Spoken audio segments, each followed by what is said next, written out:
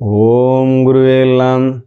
Social media மூலம் உங்கள் அனைவரையும் சந்திப்பதில் பெருமகிழ்ச்சியும் பேரானந்தம் கொள்வது உங்கள் சோழி பிரசன்ன ஜோதிடர் செல்வகணேசன். இன்று நாம் பார்க்க இருக்கக்கூடிய தலைப்பானது தைப்பொங்கல் திருநன்னாள் அன்று எப்பொழுது புது பானை வைத்து பொங்கலிடலாம், எப்போது சூரிய பகவானுக்கு படையலிடலாம், எப்போது பூஜை செய்யலாம் என்பதை பற்றி பார்க்க இருக்கின்றோம். மேலும் மாட்டுப்பொங்கல் அன்று எப்பொழுது கோபூஜை செய்யலாம் என்பதை பற்றியும் பார்க்க இருக்கின்றோம். நம்மளுடைய சேனலில் ஒவ்வொரு மாதமும் தங்கம் வாங்குவதற்கான தகுந்த நாட்கள் மற்றும் வாகனம் வாங்குவதற்கான சிறந்த முகூர்த்தங்கள், கடனை அடைத்து அதிலிருந்து விடுபடுவதற்கான மைத்ரேய முகூர்த்தங்களை பற்றியும் குறிப்பிட்டு வருகின்றோம். ஆக சேனலை முதன்முறையாக பார்ப்பவர்கள் நம்மளுடைய சேனலை சப்ஸ்கிரைப் செய்து கொள்ளும், அருகில் இருக்கக்கூடிய பெல் பட்டனை கிளிக் செய்து கொள்ளுங்கள். இந்த பதிவுகள் உங்கள் நண்பர்கள் மற்றும் உறவினர்களுக்கு மிகவும் பயனுள்ளதாக இருக்கும்.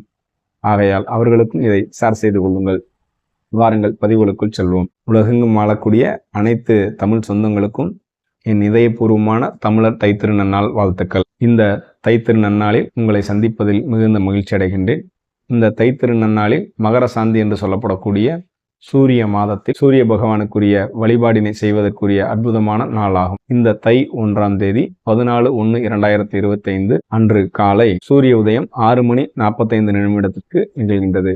ஆக காலை 5:45 முதல் 6:45 அந்த நேரங்களில் தாராளமாக நீங்கள் இறைவனுக்கு பொங்கல் வைத்து வழிபாடு செய்யலாம். மேலும் அந்த நேரத்தில் வைக்க முடியாதவர்கள் அடுத்தபடியாக 8:45 முதல் 9:45 சுக்கிர ஓரையில் நீங்கள் பொங்கல் வைத்து அந்த நேரத்தில் வழிபாடு செய்து பூஜை செய்யலாம்.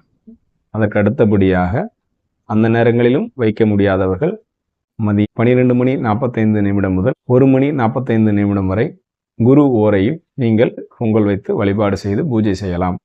இந்த 3 நேரங்களிலும் நீங்கள் பொங்கல் வைத்து வழிபாடு செய்யும் பொழுது உங்களுடைய பிரார்த்தனையானது மிகச் சரியாக நற்பலனை கொடுக்கும் என்பதில் மாற்று கருத்து இல்லை.